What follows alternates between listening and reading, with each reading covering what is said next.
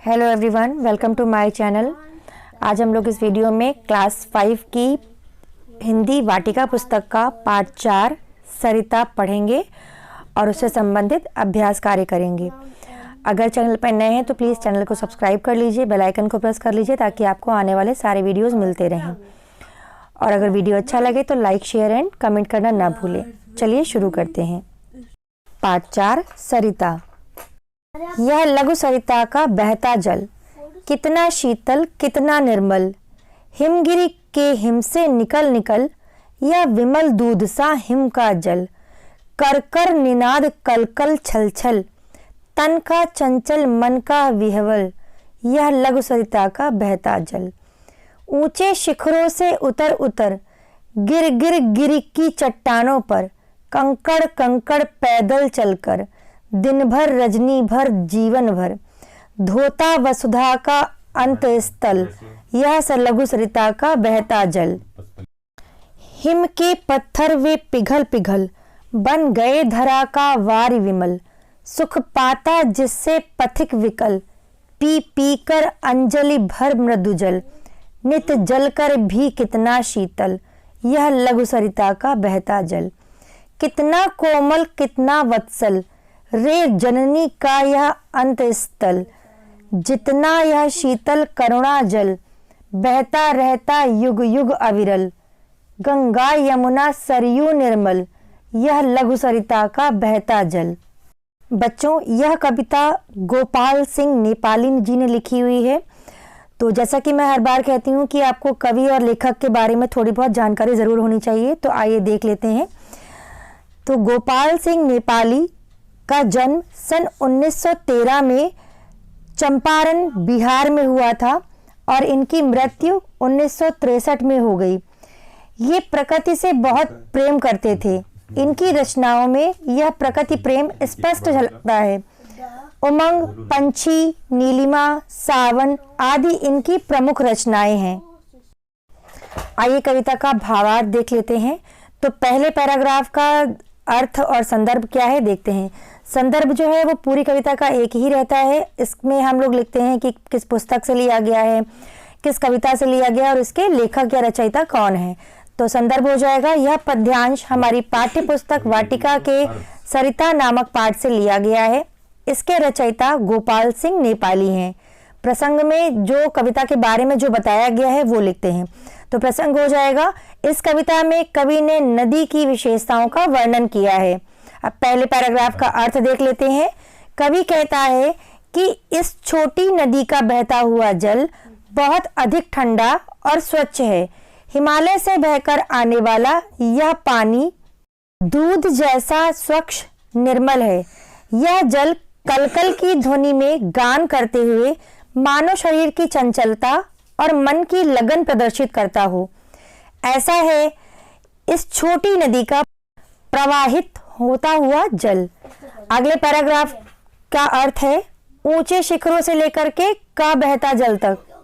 का अर्थ है, यह जल पर्वत की ऊंची चोटियों से नीचे उतरकर पहाड़ की चट्टानों पर गिरता रहता है।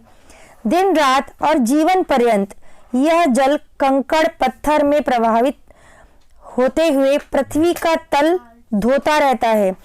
ऐसा है इस छोटी नदी का बहता हुआ जल। अगले पैराग्राफ की अर्थ देख लेते हैं। अगला पैराग्राफ का अर्थ है, पर्वत के कठोर हिम से यह जल पिघल पिघल कर पृथ्वी का सुंदर जल बन गया है। इस जल को थोड़ा पीकर रास्ता चलने वाला पथिक तृप्त हुआ। छोटी नदी का बहता हुआ पानी नित्य ताप सहकर भी अत्यंत शीतल है। लास्ट पैराग्राफ का अर्थ है, भारत माता का धरातल बहुत कोमल, जीवन रक्षक और पुत्रवत स्नेह करने वाला है। इसका यह शीतल जल तृप्त करने वाला है।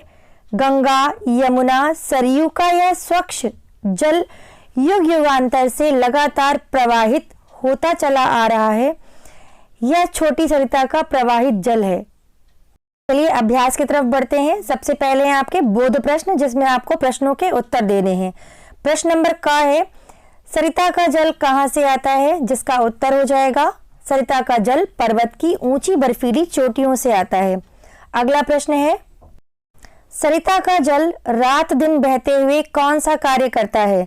जिसका उत्तर हो जाएगा सरिता का जल रात दिन बहते हुए पृथ्वी के धरातल को धोता रहता है।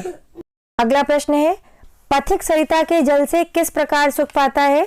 तो इसका उत्तर है पथिक सरिता का थोड़ा सा शीतल जल पीकर ही तृप्ति पा जाता है। प्रश्न नंबर घ है, कवि ने जननी के अंत स्थल को कोमल क्यों कहा है? तो इसका उत्तर हो जाएगा धरती के भीतरी भाग में जल के अजस्र स्रोत बहते हैं, अतः कवि ने जननी को कोमल कहा है। प्रश्न नंबर अंगा है, सरिता के जल को तन का चंचल क्यों कहा गया है? उत्तर है सरिता के जल को तन का चंचल इसलिए कहा गया है क्योंकि उसमें चंचलता है। प्रश्न नंबर 2 है, नीचे लिखी पंक्तियों के भाव स्पष्ट कीजिए। भाव मतलब अर्थ।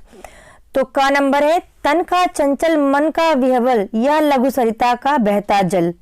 इसका अर्थ हो जाएगा लगातार आगे बढ़ते रहने के कारण नदी के जल को तन का चंचल मन का विह्वल कहा गया है। नंबर ख है, दिन भर रजनी भर जीवन भर धोता वसुधा का अंत स्थल।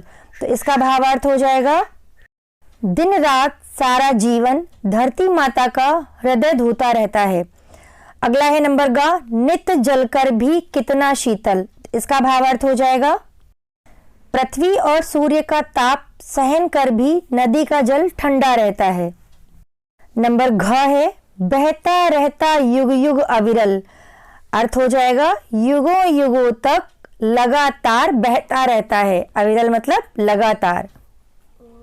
नंबर 3 प्रश्न है, सोच विचार बताइए क्या कारण है नदियों का जल उद्गम स्थल पर शुद्ध होता है जो आगे चलकर प्रदूषित हो जाता है? तो इसका उत्तर हो जाएगा ज्यादातर सभी बड़े शहर नदियों के किनारे ही बसे हैं। शहर का सारा गंदा पानी नालों से होकर नदियों में ही गिरता है। यही कारण है कि नदियों का पानी प्रदूषित हो जाता है। प्रश्न नंबर 4 है, भाषा के रंग। इसका नंबर क है, कलकल छल छल समान ध्वनि के शब्द हैं जिनका एक साथ दोहरा प्रयोग हुआ है। इससे भाषा में सुंदरता बढ़ती है। कविता में आए इस प्रकार के अन्य शब्द लिखिए। तो बच्चों यहाँ पर जो शब्द 2 बार आए हैं वो हमें कविता से ढूंढकर लिखने हैं। तो ये शब्द हो जाएंगे दिन भर, रजनी भर, जीवन भर, उतर उतर, गिर गिर, कंकड़ कंकड़, पिघल पिघल और युग युग। नंबर ख है, कविता की पंक्तियों के अंत में समान तुक वाले शब्द आए हैं। विकल निकल, जल छल। इसी प्रकार समान तुक वाले शब्दों के जोड़े बनाइए। तो हो जाएंगे पिघल विमल, वत्सल, अंतस्थल, उतर, पर। अगला है नंबर ग, कविता में सरिता के जल के लिए अनेक विशेषण शब्दों का प्रयोग हुआ है जैसे शीतल, निर्मल आदि। ऐसे ही 5 और विशेषण शब्दों को कविता से ढूंढकर लिखिए। उत्तर हो जाएगा चंचल, विमल, दूध सा, हिम का जल, मृदु जल, करुणा जल।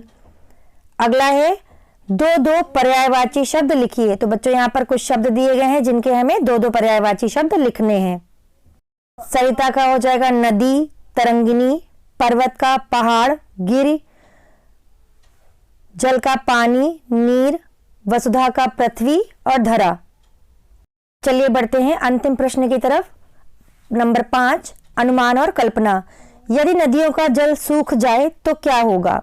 उत्तर हो जाएगा नदियों का जल सूख जाने पर बहुत ही भयावह स्थिति का सामना करना पड़ेगा।